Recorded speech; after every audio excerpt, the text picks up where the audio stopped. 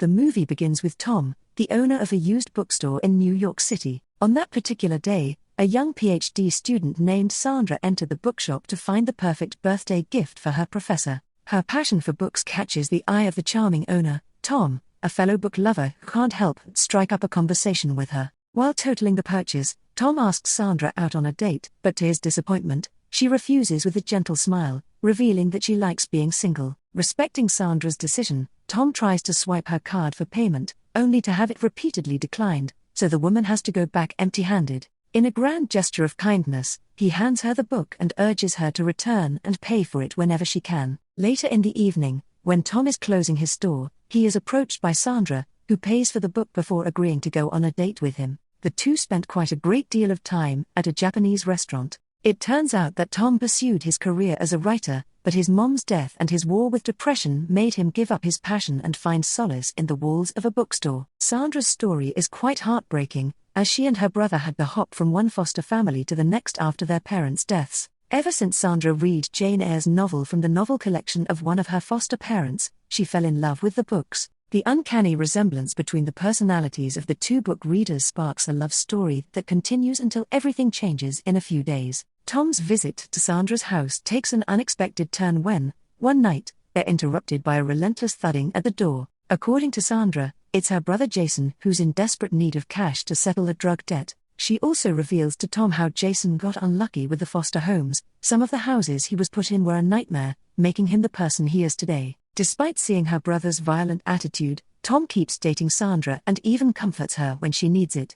It has been a couple of weeks since their first date, and yet their relationship is as exciting as before. One night, Tom reveals to Sandra that he doesn't get along with his father, who thinks his son is a disappointment to him. Moreover, his father has a new wife, making it quite uncomfortable for Tom to live at their house. Everything seems to go perfectly until one day, Tom visits Sandra's place only to find her distressed, sitting alone in her room. It turns out that her brother is in serious trouble, having been brutally beaten by a group of thugs to whom he owed money. They have threatened to return and finish him off if he doesn't pay up in 4 days. Tom believes that nothing can stop the incoming storm of thugs unless they pay them off. As the amount is $350,000, Sandra doesn't think that paying the debt is a practical option. Tom then reveals about his father's hedge fund and that he has the money in his bank account. He offers his help, but Sandra refuses to accept such a hefty amount from a stranger. However, in Tom's eyes, the best thing that has ever happened to him is his only true love, Sandra, and he will do anything to protect her.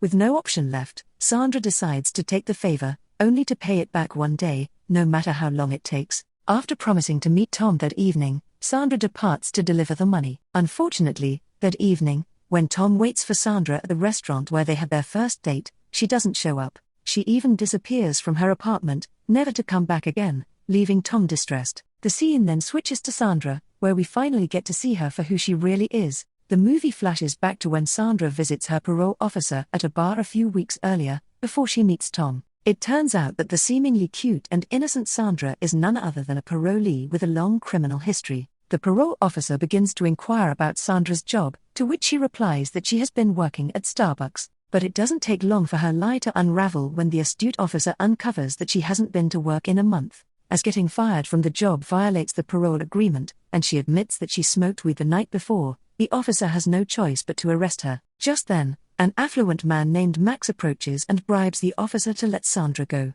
In addition to $400, Max offers his Rolex, but the lady officer efficiently denies accepting the bribe. As Max leaves, the officer finally realizes that she has made a big mistake by refusing that hefty amount of money. The lady invites the man to have a talk, and in the end, Max agrees to give his Rolex to the parole officer, leaving Sandra in utter confusion. After the officer leaves happily with her watch, Max reveals that it was just a copy he used to pull off his trick. He offers Sandra $1,000 as her cut, and the cunning man finally manages to persuade her to hear his plan. He takes her to an apartment and offers her a place to sleep only if she agrees to work for him. The following day, Sandra wakes up to find Max making breakfast in the kitchen. Starting a conversation about movies, the man gives Sandra the impression that he loves Titanic, but the reality is that he doesn't watch any films at all. This is the trick they will be playing with other people to get their money. Working as a con artist, Sandra will lure rich men by showing them the personality they want in their partners. It is Max's responsibility to gather all necessary information about their target,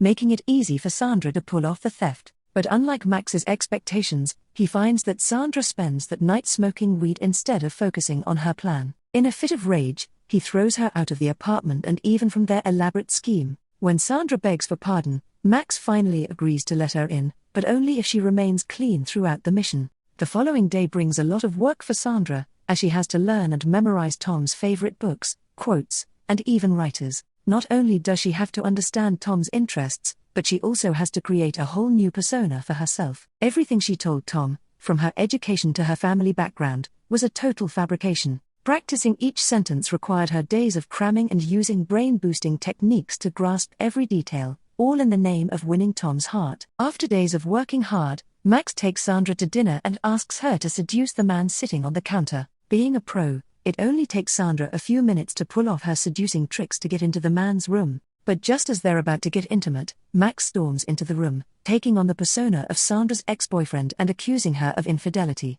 Saying that she needs to calm him down, Sandra instructs the man to wait in the lobby for a few minutes. Just as the man leaves in a hurry, Max switches to his true identity and begins to look for cash or other valuables. After realizing that Sandra has mastered the con game, Max starts the game they have been planning for weeks. The movie then switches back to Max, back to the day before his partnership with Sandra. He visits his mother at a lavish apartment, and here we learn that Max's mother, Madeline, has married a man named Richard, a famous billionaire who loves his wife to his very core and can't tolerate someone hurting her. However, Max never misses an opportunity to upset his mother by calling the man old. Max, who appears drunk and belligerent, convinces Madeline to allow him to stay at Richard's apartment for a moment. The next day, when Madeline and Richard get home, they find Max being arrested for soliciting drugs from an undercover police officer. Not wanting things to get worse, Richard takes out $1,000 and is about to give it to the undercover police officer. However, Max's mom realizes that Max called a fake cop on himself and tried to get money from Richard, so Max and his friend finally admit what they were trying to do. Madeline then slaps Max in the face for always making her look bad in front of Richard and forces Max to leave the apartment. However, the mother still visits him the other day to say sorry, and only to reveal something beyond our expectations. It turns out that Madeline is none other than Max's girlfriend, who works with him to trick the billionaire Richard. She tells Max that Richard wants to meet him in his office to discuss their issue. The following day, Max arrives at the office to meet Richard, who has just finished his medical checkup, but to our surprise once again, they encounter Tom, who turns out to be Richard's son. At this point, he hasn't yet met Sandra. Richard then reveals his clashes with Tom. It turns out that he is upset with Tom for not taking an interest in the business empire after his mother died. Instead of demanding luxurious items, the only son of a business tycoon asked for a bookstore, so he could make a living doing what he enjoys. After sharing his problems, Richard finally gets to the point. Max's rude behavior towards his mom has forced Richard to offer him a lot of money in exchange for his disappearance from Madeline's life. For $60,000 a month and a year's upfront salary, Max agrees to leave his so-called mother, never to return again. Flush with cash, Max walks into the bar, where his partners in crime, Madeline and the fake cop, are eagerly waiting to toast the triumphant success of their con job. Their next plan is to run away from the city as far as possible, but for this, Madeline needs to return to her apartment to pick up some stuff. But as the sun rises, Max calls Madeline, only to learn that she doesn't want to run away with him. As she has won Richard's heart, she has gotten access to his unlimited wealth, which is more than what Max gets from Richard. In addition to deceiving her own crime partner, Madeline has called the cops on him. Betrayed and cornered, Max slams the phone shut, his heart racing with fear as he scrambles to make a hasty getaway. The next scene focuses on Madeline. After a few weeks, Richard dies due to a prolonged illness. We know that she's only faking tears before stepping outside of her room to meet with others. Richard's lawyer then informs Madeline and Tom that Richard left his property, assets, shares, stocks, and remaining $9.2 billion for Madeline alone. Due to Richard's misgivings about Tom after the incident with Sandra, Tom only gains the trust that will allow him to hold onto his bookstore. He's only been named chairman of Richard's foundation, while Madeline is a trustee. To give Tom the impression that she doesn't want the money, Madeline apologizes to him again and again, but deep down, she is more than excited to become the sole owner of the entire business. It seems like Tom trusts his stepmother and doesn't doubt her for a second. With her newfound wealth, Madeline begins to live a lavish life on her own, shopping at high-end stores, until one day, Tom shows up with Sandra's case. He has asked Braddock, a friend of his father, to help him find the woman who committed the theft. With all the information he has,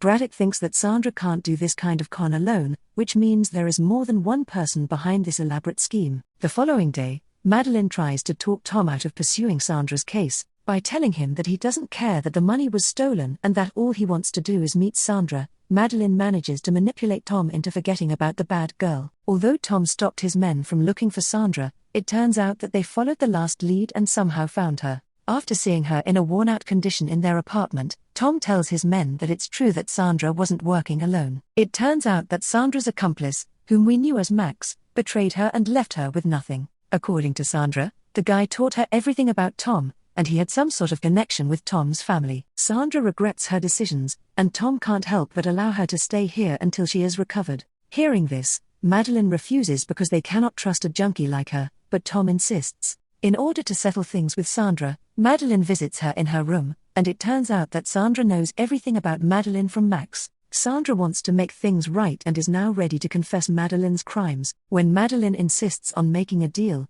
Sandra agrees to keep her disguise, but only if she brings the person who betrayed her. Madeline doesn't know where Max is, but she has no choice but to call him again and again. After a few stressful days of waiting for Max to answer her voicemails, Madeline finally succeeds in getting in touch with Max, who later agrees to help her once again. Pretending to take Sandra for a walk, Madeline takes her out of the apartment in order to arrange a meeting with Max. Sandra is furious to see the man who betrayed her, but before she can make him apologize, two cars show up unexpectedly. It turns out to be Tom and his men, and Tom finally witnesses his stepmother's real face. Tom and Braddock arrive to confirm Tom's suspicions that the three had been working together. Instead of repenting of her sins, Madeline says that they can't do anything since all of Richard's assets now belong to her. During this heated argument, Tom grabs Braddock's gun out of the blue and is about to shoot Madeline for ruining his life. Sandra stops this from happening, but Madeline gets the gun thrown at her, so she picks it up and threatens everyone.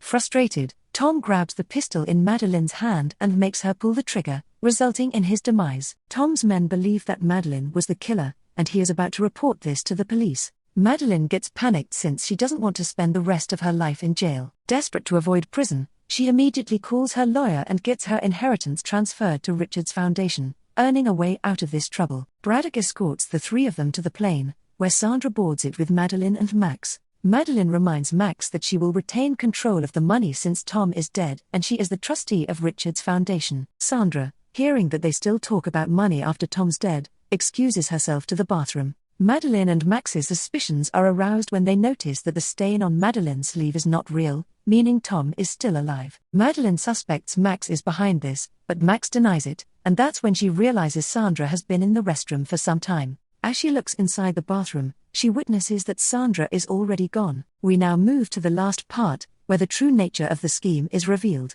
It turns out that Sandra actually fell in love with Tom, and after Richard's death, she decided to confess everything she had planned with Madeline and Max. With Sandra's assistance, Tom managed to make his own team with Braddock and others and pull off the entire play with great sophistication. The meeting between Sandra and Max was planned, and with the conniving skills being taught, Sandra managed to trick both of her masters. Since Tom is still alive, he maintains control over the foundation and the money. The movie ends with the con artists getting their payment for their con project, helping Tom retrieve his unlimited fortune, and leaving him with his cozy bookstore away from all the negativity in his life.